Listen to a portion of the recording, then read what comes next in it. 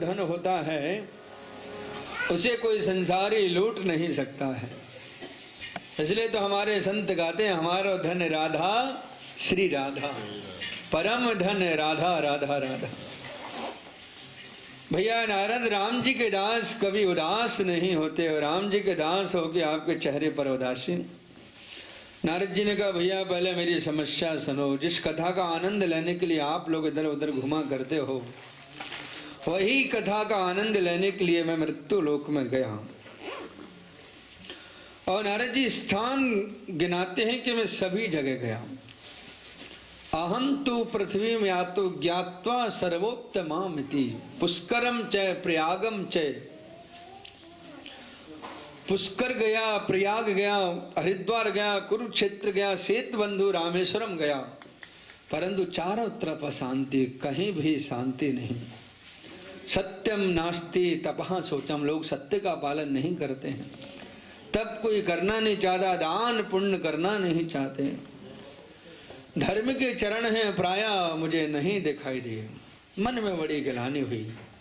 मन में आया कि चलो भाई, गृहस्थों के यहाँ तो कम कम शांति मिलेगी। तो गृहस्थों के यहाँ बड़ी विडंबना में देखा। नारद जी कहते हैं,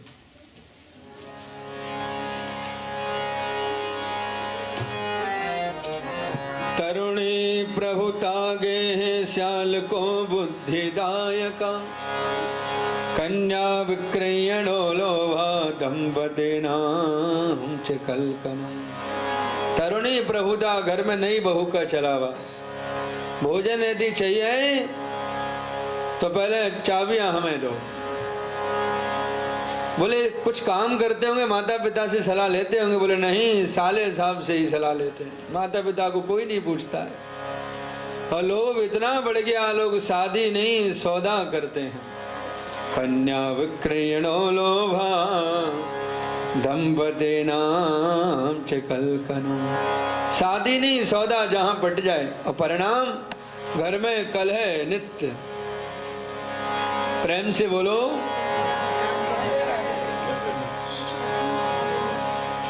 एक के यहाँ शादी होने जा रही थी, बेटा की शादी, मतलब समधी बनने जा रहे थे पिताजी। समधी का मतलब तो जानते होंगे। तो पूछा हमने, भाई समधी बनने जा रहे हो, समधी का अर्थ जानते हो? तो बोले हमें अर्थ से क्या लेना देना, हम तो अर्थ के लिए ही समधी बन रहे।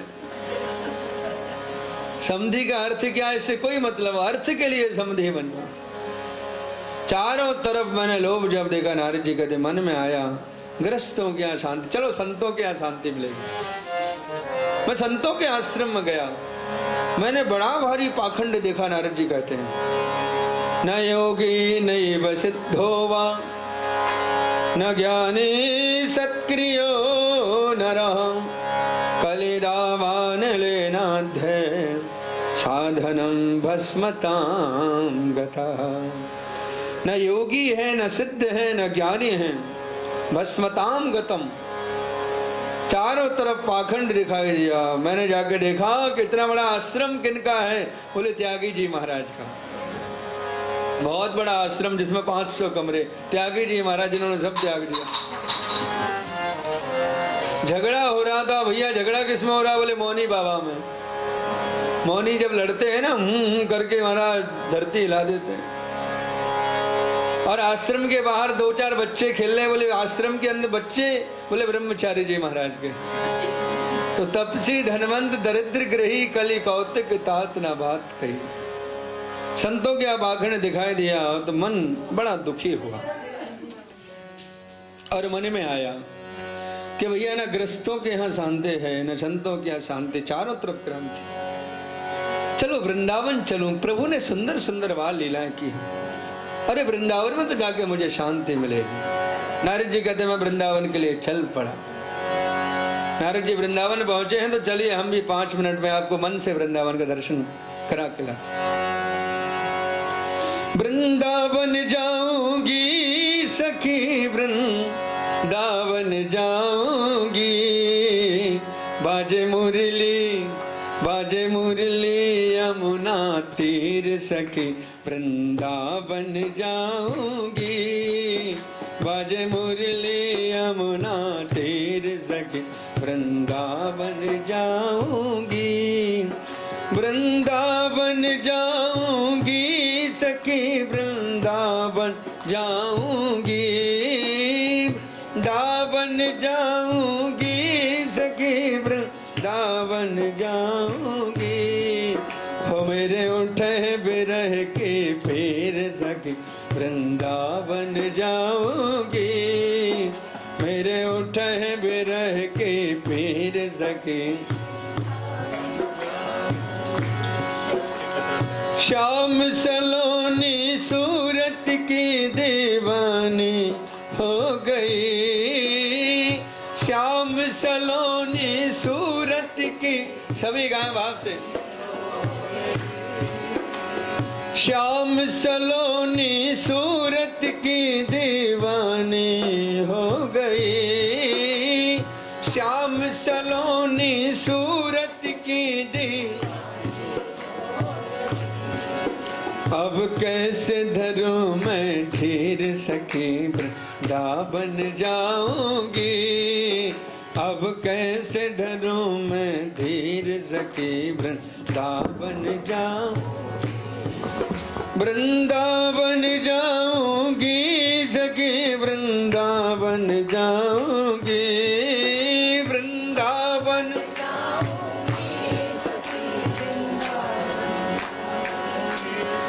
हो मेरे उठे बिरह के पीर सखी, वृंदावन जाऊंगी, मेरे उठे बिरह के पीर सखी।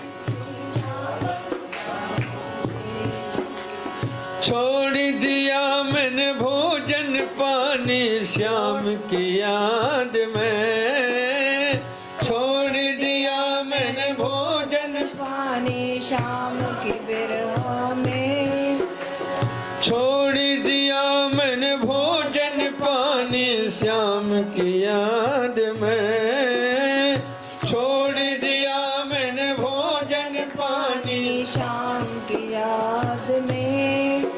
मेरे नैनन बरसे नीर सखी, वृंदावन जाऊंगी, मेरे नैनन बरसे नीर सखी, वृंदावन जाऊंगी। हो मेरे उठे बिरह के पीर सखी, वृंदावन जाऊंगी, मेरे उठे बिरह के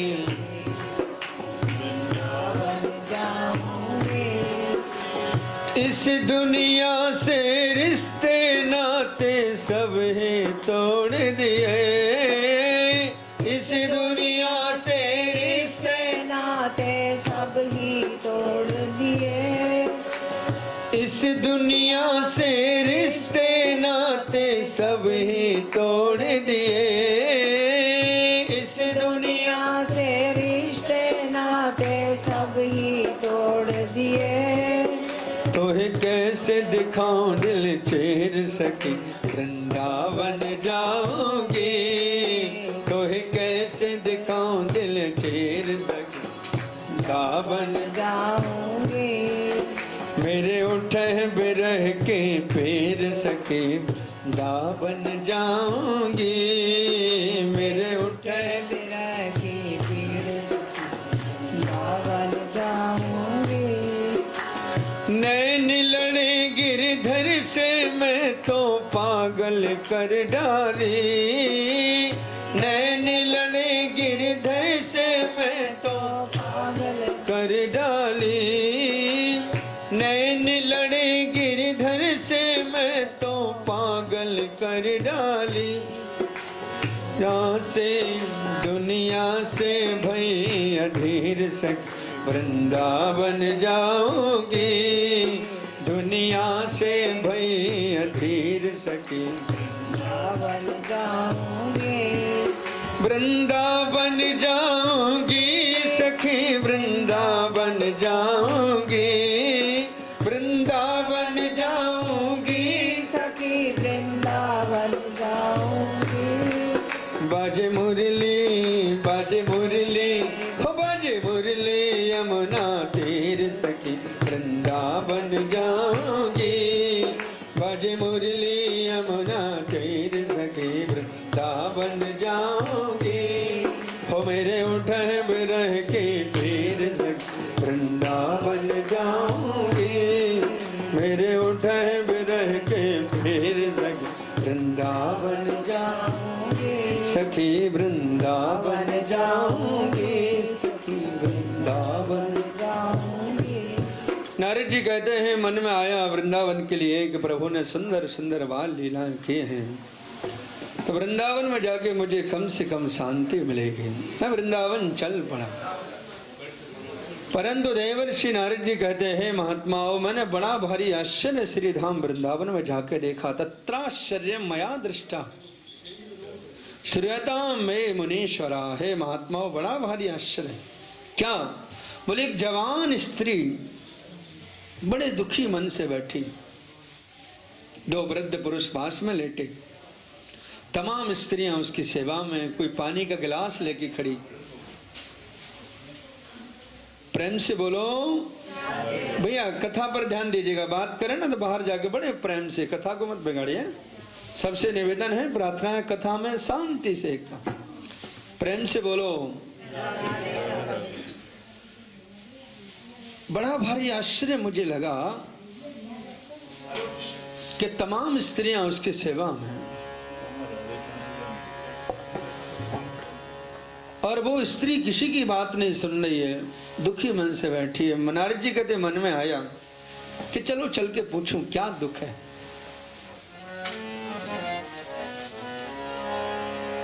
पर दूसरे क्षण मन में विचार आया कि माताओं की आदत होती है, एक मिनट में रोती हैं और दूसरे मिनट में मुस्कुराती हैं। हंसने रोने में देरी कितनी लगती है। महाराज जल तो एकदम फिट रहता है, बातचीत करते करते और दूसरे क्षण तुरंत। नारद जी को लगा, मैंने जाके पूछा और उन्होंने उत्तर दिया, बाबा हम संसारी लोग रोते धोते हैं, तू बाबा बैरागी हमारे बीच में काहे को आया। नारद जी को लगा ये संसार है, कोई रोता है कोई धोता है, अपने राम को क्या लेना।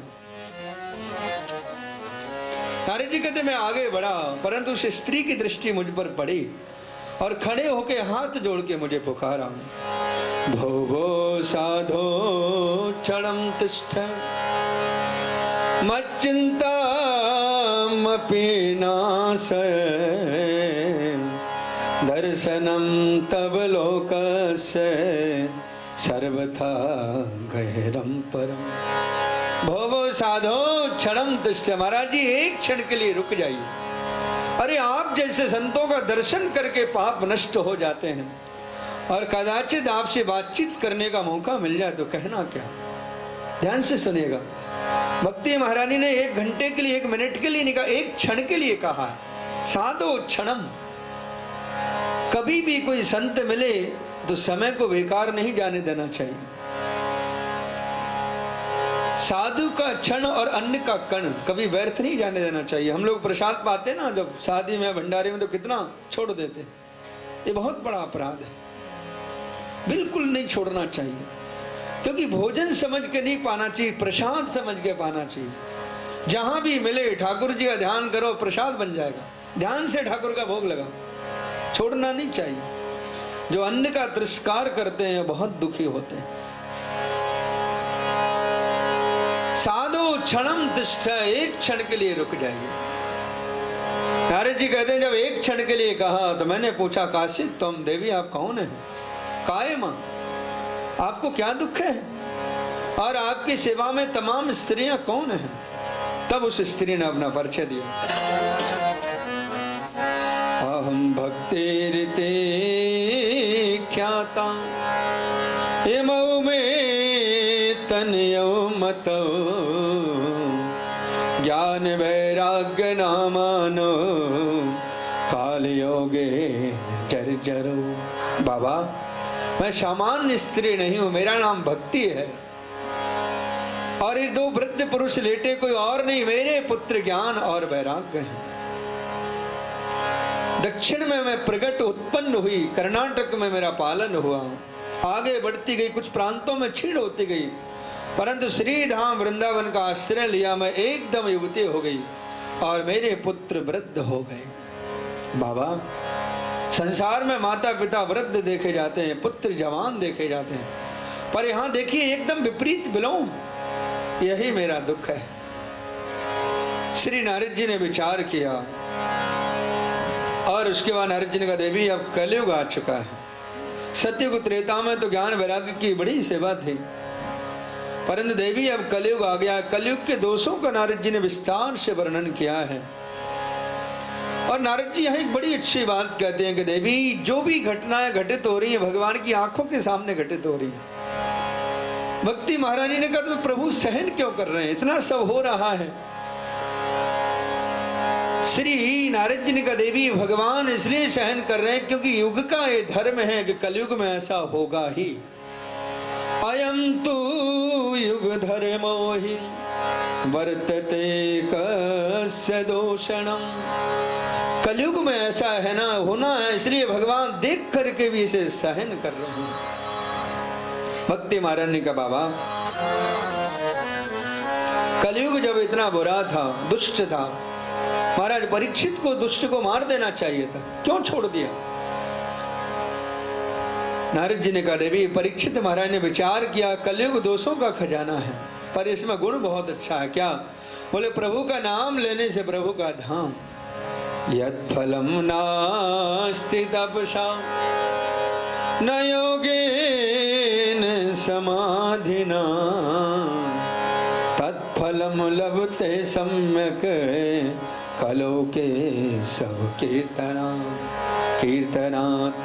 जो फल अन्य युगों में योग समाधि ध्यान तप से प्राप्त होता था, कलयुग में केवल हरि नाम संकीर्तन।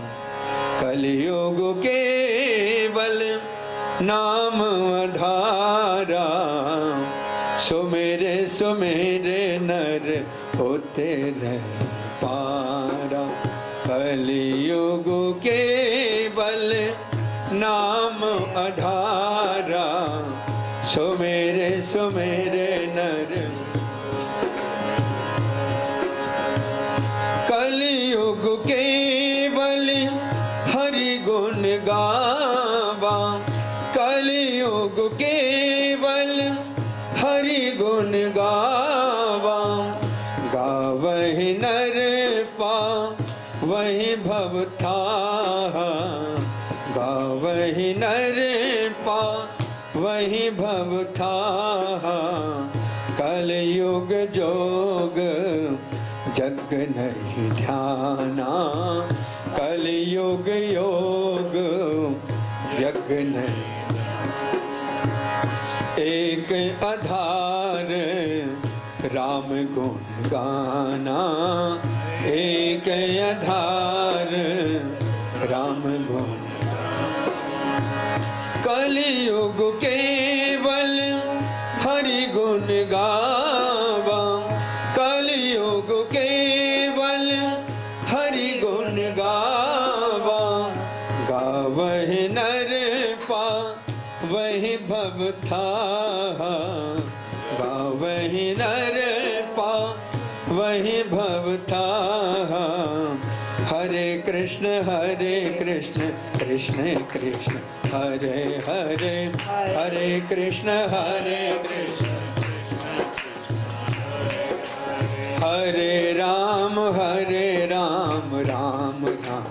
हरे हरे हरे राम हरे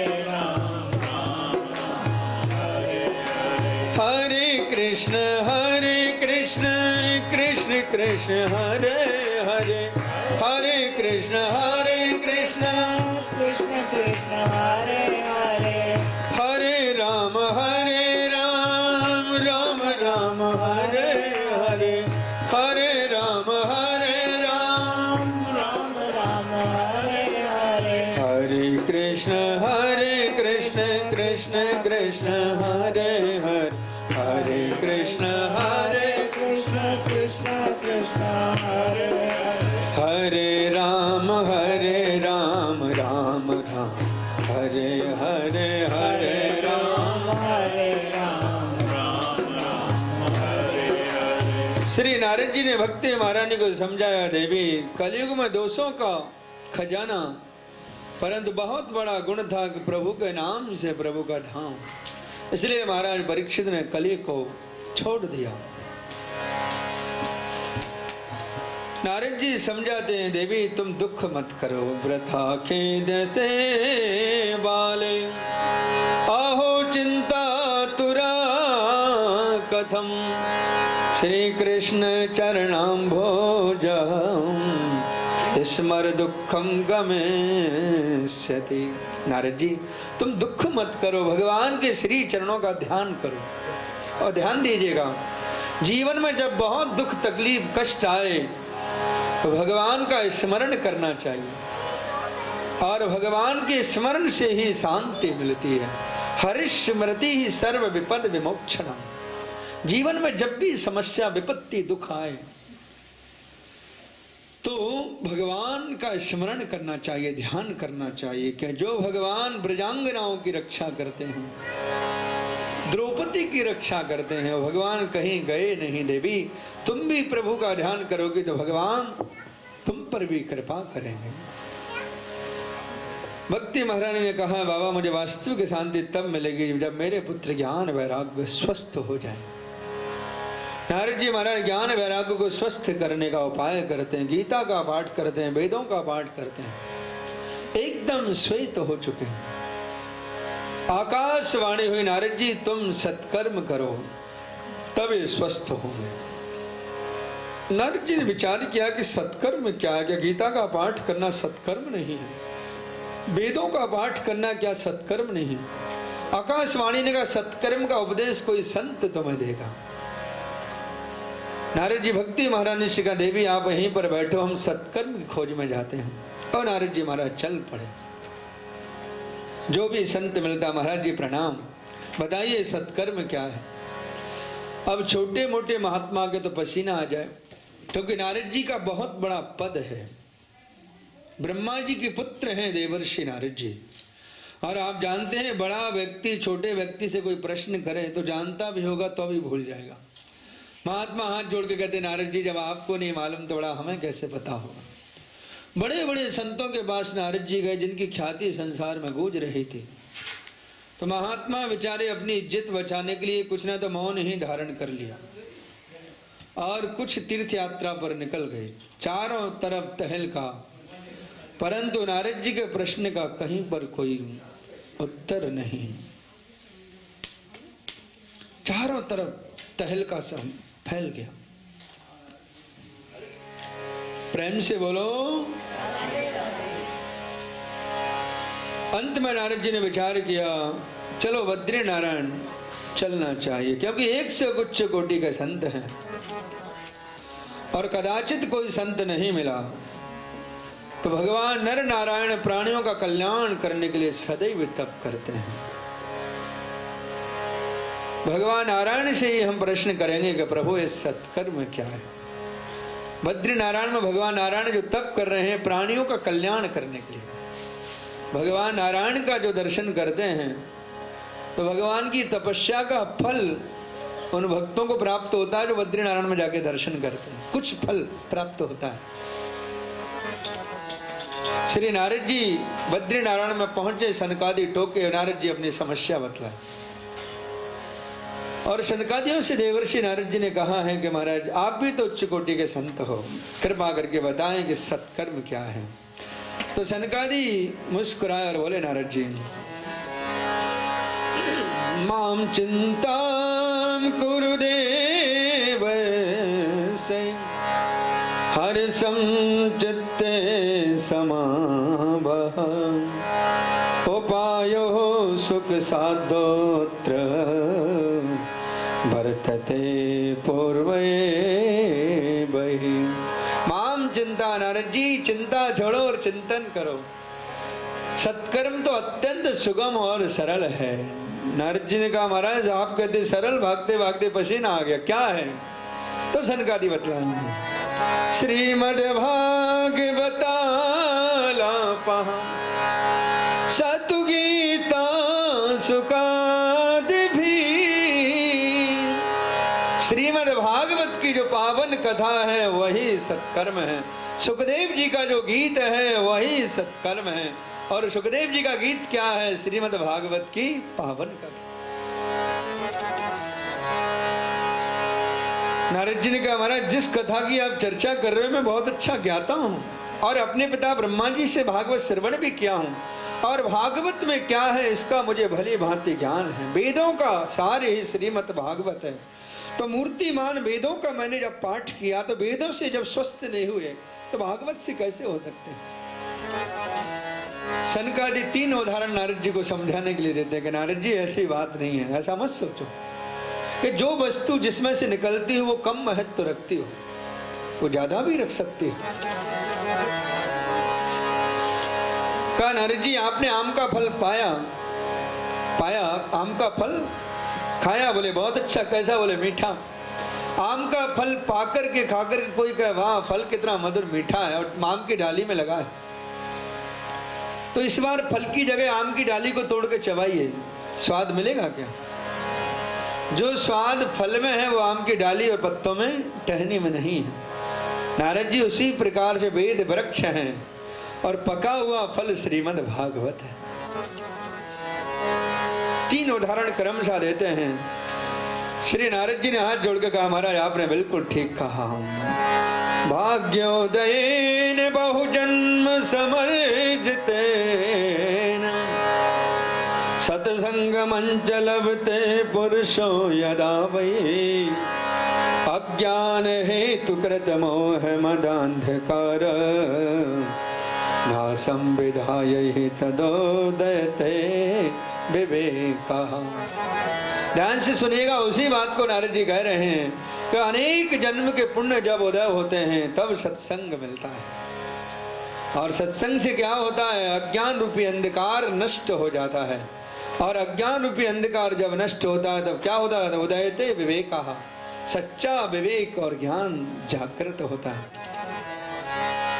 और सच्चा ज्ञान क्या है कि दुनिया से मन हटाए और गोविंद के चरणों में मन लगे, यही ज्ञान है। इसी श्लोक का अनुवाद रामायण में तुलसीदास जी महाराज ज्यों का त्यों करते हैं। देखिए भागवत और रामायण गीता में कोई अंतर नहीं है, बिल्कुल। कहीं कहीं पर तो भागवत के श्लोक मानो रामायण में उठा के रख लिए। तुलसीदास जी महाराज कहते हैं बिनु सत्संग विवेक न होई राम कृपा बिनु सुलभ न सोई। बिनु सत्संग विवेक न होई राम कृपा बिनु सुलभ न सोई। यह सरयावत अति कठिनाई राम कृपा बिनु आव न जाई। यह सरयावत अति कठिनाई राम कृपा बिनु आव न जाई। उमा कहूँ अनुभव में अपना सत हरि भजन जगत सब सपना। उमा कहूँ अनुभव में अपना सत हरि भजन जगत सब सपना। निज अनुभव में कहूँ खगेशा बिनु हरि भजन न जाए कलेसा। निज अनुभव में कहूँ खगेशा बिनु हरि भजन न जाए कलेसा। राजा राम राम राम सीता राम राम राम। राजा राम राम राम सीता ओ राधे श्याम श्याम श्याम राधे श्याम श्याम श्याम।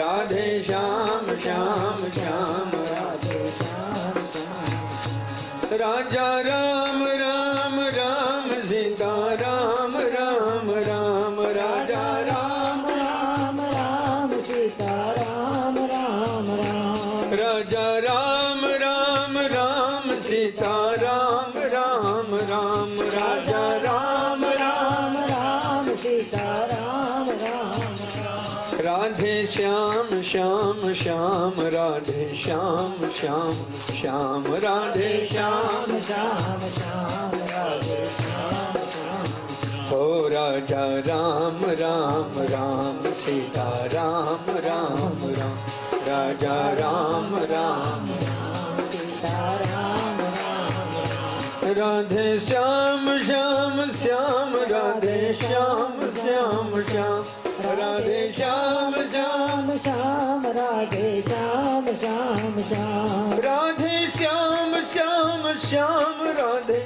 श्याम श्याम श्याम राधे श्याम श्याम श्याम राधे श्याम श्याम श्याम राधे श्याम श्याम श्याम राधे श्याम श्याम श्याम राधे राधे श्याम श्याम श्याम राधे श्याम श्याम श्याम राजा राम राम राम सीता राम राम राम राजा राम राम राम सीता राम राम राम ओ राधे श्याम श्याम श्याम राधे श्याम श्याम श्याम राधे श्याम राधे श्याम श्याम श्याम।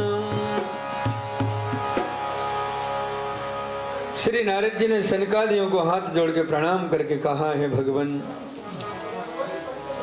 अब आपसे अच्छा वक्ता हमें कहाँ मिलेगा, इसलिए कृपा करके ज्ञान वैराग्य के निमित्त आप ही भागवत की कथा का वर्णन करें।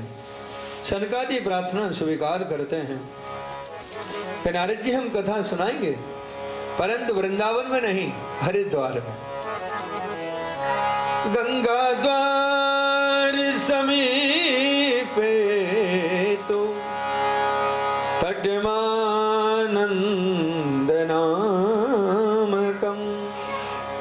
हरिद्वार में आनंद नाम का जो तट है, वहीं पर हम भागवत की कथा सुनाएंगे। अब देखो यहाँ पर एक प्रश्न उठता है कि चर्चा चल रही थी बद्री नारायण में, सनकादियों से नारद जी की मुलाकात बद्री नारायण में हुई और ज्ञान वैराग्य मूर्छित पड़े हैं वृंदावन में। और कथा बोले कहाँ होनी है ज्ञान वैराग्य के लिए, बोले हरिद्वार में। बीच में हरिद्वार कहाँ से आ गया भाई? या तो बद्री नारायण में करते या फिर वृंदावन में आके, ना वृंदावन ना हरिद्वार। क्योंकि सनकादि जानते हैं कि बद्री नारायण में कथा करते हैं तो सभी लोग ऊपर नहीं जा सकते, और एकदम नीचे कथा करते हैं वृंदावन में तो महात्मा बद्री नारायण से नीचे भी नहीं आ सकते। भाई जो महात्मा ऊपर हैं वो ज्यादा नीचे नहीं आ सकते, कई महात्मा ऊपर रहते हैं। तो हरिद्वार बोले बीच की दहली है। संतों को कथा सुननी होगी तो थोड़ा समाधि से निकल के थोड़ा नीचे खिसक आएंगे, और संसारियों को कथा सुननी होगी संसार के काम छोड़ के थोड़ा ऊपर आएंगे। इसलिए तुलसीदास जी महाराज ने कहा ना कि दीपक को दहली पर रखो, दीपक को दहली, और दहली पर रखने से अंदर भी प्रकाश और बाहर भी प्रकाश। राम नाम मणिदीप धर जह दहरी द्वार, तुलसी भीतर बाहरो जग चाहस उजिया। इसलिए हरिद्वार का चयन किया गया।